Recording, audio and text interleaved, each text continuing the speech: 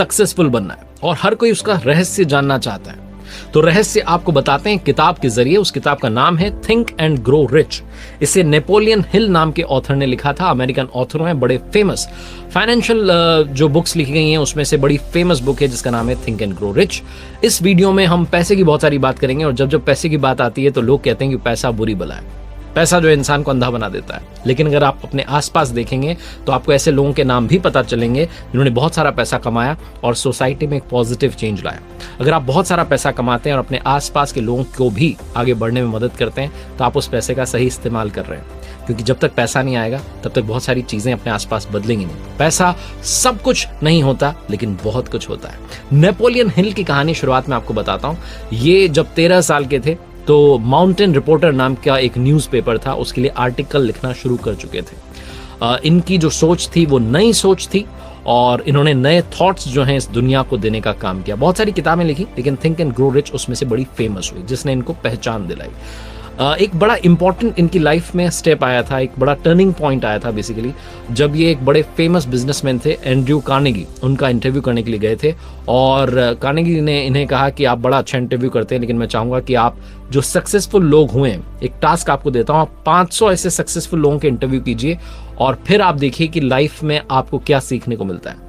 तो उस टारगेट को इन्होंने स्वीकार किया और उस जमाने के जो बड़े सक्सेसफुल लोग थे उनके इंटरव्यूज करना शुरू किए, जिसमें Alexander Graham Bell, Henry Ford, यहां तक कि थॉमस एडिसन, उन लोगों के इन्होंने इंटरव्यू किए और उन इंटरव्यूज में जो इनको कॉमन हैबिट्स मालूम चली उनको ही इन्होंने इस बुक में थिंक एंड ग्रो रिच में 13 स्टेप्स के माध्यम से बताने की कोशिश की है। आप देखना शुरू कर चुके हैं लर्निंग सीरीज सीखोगे नहीं तो जीतोगे कैसे। मेरा नाम है आरजे कार्तिक। आइए शुरू करते हैं।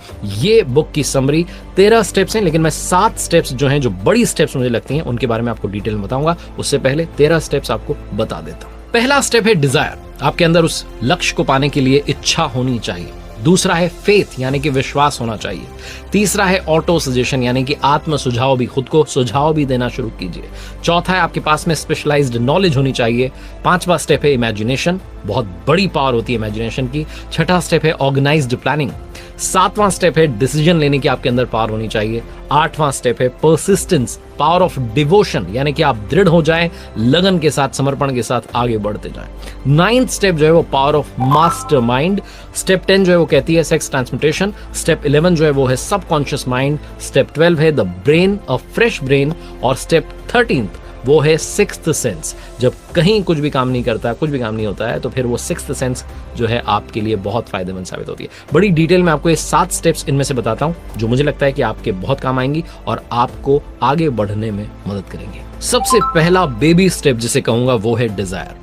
अगर आप कहीं जाना चाहते हैं और आपके मन में उस तक पहुंचने के लिए डिजायर ही नहीं है तो कुछ भी नहीं हो सकता है। सक्सेसफुल बनना भूल जाइए।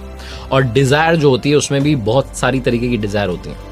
इंसान के मन में अनंत इच्छाएं चल रही होती हैं, लेकिन उन इच्छाओं में एक इच्छा ऐसी होती है जो हमेशा दिमाग में चल रही होती है, दिमाग में जल रही होती है। उसे कहते हैं बर्निंग डिजायर। जब आपके पास वो बर्निंग डिजायर है तो आप सक्सेसफुल बनने की तरफ पहला कदम बढ़ा चुके हैं। अगर आप बहुत सारा पैसा कमाना चाहते हैं तो इसके लिए आपको 4 स्टेप जो है फॉलो करने होंगे, जिसके बारे में नेपोलियन हिल ने इस बुक में बात की। वो कहते हैं कि आप एक फिक्स्ड अमाउंट जो है डिसाइड कीजिए और पहले पता कर लीजिए कितना आप कमाना चाहते हैं। फिर उस पैसे को, उस फिगर को एक पेपर में लिख दीजिए। फिर आपको कितने समय में वो कमाना है उस डेट को लिख दीजिए। उसके बाद आप उस पैसे को कैसे कमा सकते हैं उसकी प्लानिंग बनाइए और उस प्लान को एक जगह लिख दीजिए।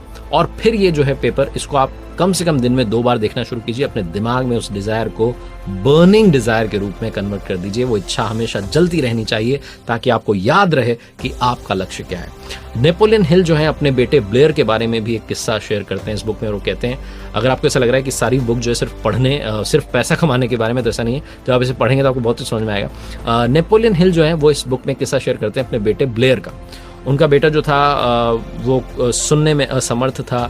डॉक्टर्स ने कहा कि बोल नहीं पाएगा, सुन नहीं पाएगा, लेकिन नेपोलियन हिल ने इस बात को माना नहीं। उनके मन में एक बर्निंग डिजायर रही कि मेरा बेटा सुने भी और बोले भी। और उन्होंने अपने बेटे में भी वो विल पावर जो थी वो जनरेट की और बेटे ने भी समय के साथ में वो आगे बढ़ा और उसने वो बोला भी, सुनता भी था, लेकिन बाकी लोगों की कंपेयर में थोड़ा कम, लेकिन फिर भी उसने, जो डॉक्टर्स ने कहा था कि बिल्कुल नहीं सुन सकता, बोल सकता है, उसने बोलना भी शुरू किया और सुनना भी शुरू किया। नेपोलियन हिल कहते हैं कि वो जो चमत्कार था वो बर्निंग डिजायर का था। मेरे मन में यही इच्छा बार बार चलती रहती थी, जलती रहती थी कि मेरा बेटा बोले भी और सुने भी। तो ये जो कमाल है ये होगा, बस आपको अपना टारगेट डिसाइड करना है कि आप करना क्या चाहते हैं। पैसा कमाना चाहते हैं या लाइफ में कोई और हैप्पीनेस है उसे ऐड करना चाहते हैं। दूसरा कदम जो आपको रखना है, दूसरी स्टेप जो आपको लेनी है, वो है स्पेशलाइज्ड नॉलेज। अगर आपको लगता है कि आपने स्कूल में जो पढ़ा है, कॉलेज में जो पढ़ा है वो सब कुछ है, तो ऐसा नहीं है। लाइफ में जब आप आगे बढ़ते हैं, जो आपको प्रैक्टिकल नॉलेज मिलने लगती है, तो आपको समझ में आता है कि दुनिया उसके आगे भी है, इस जहां के आगे भी और जहां है। वही वाली बात है, आपने ये भी सुना होगा कि सीखने की कोई उम्र नहीं होती है, लगातार सीखते रहना चाहिए। तो बिल्कुल सही बात है, जो सक्सेसफुल लोग हैं वो सीखना बंद नहीं करते हैं।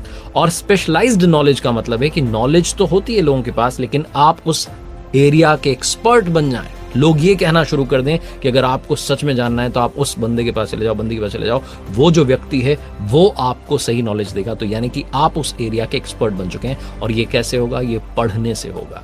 बहुत सारे लोग जिनको लगता है कि हमने तो पढ़ लिया कॉलेज में, स्कूल में, अब क्या पढ़ने की जरूरत है, तो आप बहुत पीछे रह जाएंगे। जमाना बहुत स्पीड से दौड़ रहा है, आपको अपना ज्ञान जो है उसी स्पीड के साथ में गेन करना होगा। अगर मैं बात करूं थॉमस एडिसन की, तो वो सिर्फ स्कूल गए 3 महीने के लिए, लेकिन उसके बावजूद उन्होंने कमाल कर दिया। तो सिर्फ स्कूली जो शिक्षा है वही काफी नहीं होती है। सचिन तेंदुलकर की बात करें तो उन्होंने स्कूल जो एजुकेशन थी वो उतनी ज्यादा नहीं उनकी, लेकिन वो अपने फील्ड के मास्टर है, यानी कि वो उस फील्ड के स्पेशलाइज्ड नॉलेज को रखने वाले इंसान है। आप एक्सपर्ट बन सकते हैं, किसी भी एरिया के एक्सपर्ट बन सकते हैं। उसके लिए स्कूल और कॉलेज की नॉलेज काफी नहीं होती, आपको और सारी नॉलेज जो है गेन करनी होती है। उसके लिए आप क्या कर सकते हैं? तो आप सेमिनार्स अटेंड कर सकते हैं, आप एक्सपर्ट्स के जो वीडियोस हैं वो देख सकते हैं, आप एक्सपर्ट्स की जो ऑलरेडी एक्सपर्ट्स हैं उनकी बुक्स पढ़ सकते हैं। उन एक्सपर्ट्स से अगर आपकी मुलाकात हो जाती है, 1 to 1 बातचीत हो जाती है, तो उनसे भी काफी कुछ सीख सकते हैं। आसपास हमारे बहुत सारा ज्ञान है, असीमित ज्ञान है, बहुत अथाह ज्ञान भरा हुआ है। बस शर्त यह है कि क्या आप उस ज्ञान तक पहुंचना चाहते हैं। तीसरा स्टेप है इमेजिनेशन, जिसके बारे में हमने काफी बात की बहुत सारे वीडियोस में, और वही जो स्टेप है, वो जो हैबिट है, कॉमन हैबिट, उसके बारे में इस बुक में भी कहा गया है। पावर ऑफ इमेजिनेशन बहुत मैटर करती है। अगर आप जैसा चाहते हैं, जैसा पाना चाहते हैं, वैसा सोचना शुरू कर दें, तो लॉ ऑफ अट्रैक्शन काम करना शुरू करता है। उन चीजों को आप अपनी तरफ अट्रैक्ट करने लगते हैं और वही चीजें आपकी लाइफ में होने लगती हैं। चौथा स्टेप है ऑर्गेनाइज्ड प्लानिंग। प्लानिंग तो हर कोई करता है, लेकिन अगर आप ऑर्गेनाइज्ड प्लानिंग के साथ आगे बढ़ते हैं तभी लाइफ में चेंज आएगा। आपको लगता है कि मैंने प्लान बना लिया, ऐसा करूंगा, वैसे वैसा होगा, ऐसे नहीं होता है। आपको सारी चीजों को नोट डाउन करना होगा, पेपर पर लिखना होगा और डिसाइड करना होगा कि क्या ये सब हो सकता है, और अगर हो सकता है तो कैसे हो सकता है। एक्सपर्ट्स की राय लेनी होगी। फॉर एन एग्जाम्पल हम बात करते हैं अगर एक स्टार्टअप की, अगर आप कोई स्टार्टअप शुरू करना चाहते हैं और आपके दिमाग में आइडिया